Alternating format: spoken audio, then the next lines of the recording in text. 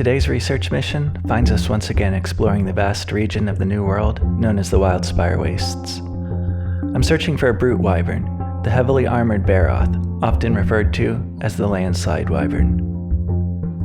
The Wildspire Wastes may look dry and barren, but life here is plentiful, and there's enough natural resources to support a large variety of monsters.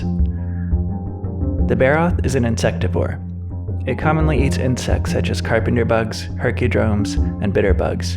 It also eats larger neopterans such as the Alteroth and even immature Celtis and Celtis larvae. These ants are small, but rich in protein. They are one of the Barroth's favorite food sources. The Barroth we've been tracking hasn't made an appearance yet. It may be sheltering from the intense desert heat, or more likely, it's been scared off by this pink Rathian, which has been prowling the area as of late. The Barroth is a large bipedal monster, classified by the Hunters Guild as a brute wyvern. The Barroth's most distinguishing feature is a large armored crown structure atop its skull, which houses its nostrils. During the intense heat of the day, the Barroth submerges its body beneath the mud to stay cool, breathing through the nostrils atop this crown. Its body is covered in rigid plates of armored hide that reflect the heat of this harsh desert environment and protect it from predators and other large monsters. Although normally a docile wyvern, disturbing the Barroth while it slumbers beneath the mud is a poor choice, as these great jaggi are about to find out.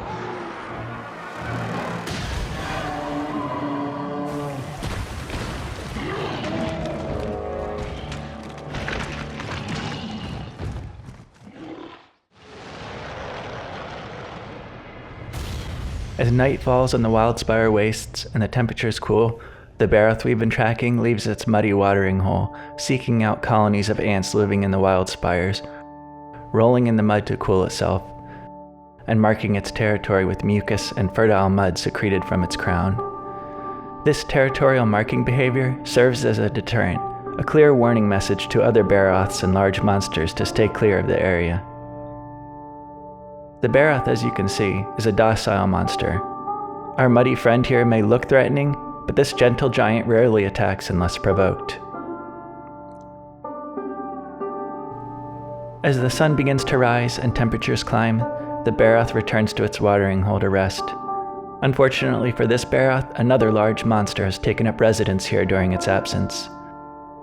The Juratodos, an extremely aggressive Piscine wyvern. It prefers to prey on smaller monsters such as Aptonoth or Gaju, but being an opportunistic hunter, it won't hesitate to make a meal out of our Barroth. The Barroth escapes this time, but just barely. I best follow its example or risk becoming a meal myself. Sadly, it appears our Barroth has been wounded in its battle with the Juratodos. I'm going to attempt to capture this specimen and return it to the Research Commission for further study. In order to accomplish this, I'll need to exhaust it first. The Barroth is comparatively small for a brute class wyvern, weighing far less than other monsters which share this classification, such as the Oregon or Glavenus. But don't let its small size fool you. This wyvern isn't defenseless. When angered, the Barroth uses its armored crown as a battering ram. I'd better stay out of its way. Exhausted and gravely wounded, the Barroth returns to its watering hole once more to sleep. I'll use this opportunity to set a pitfall trap and tranquilize the wyvern so that it can be transported back to Astera for further study. Once our Barroth's injuries have healed, we'll release this monster back to the wild where it belongs. Hey, as always, this has been Strawfoot. Click all those buttons for me, and check out the Discord, check out the Patreon, all the standard stuff. Thank you so much for watching. Leave me a comment, I'd love to know what you think, what monsters you want to see next, and how I'm doing with the channel. Thanks. Peace out.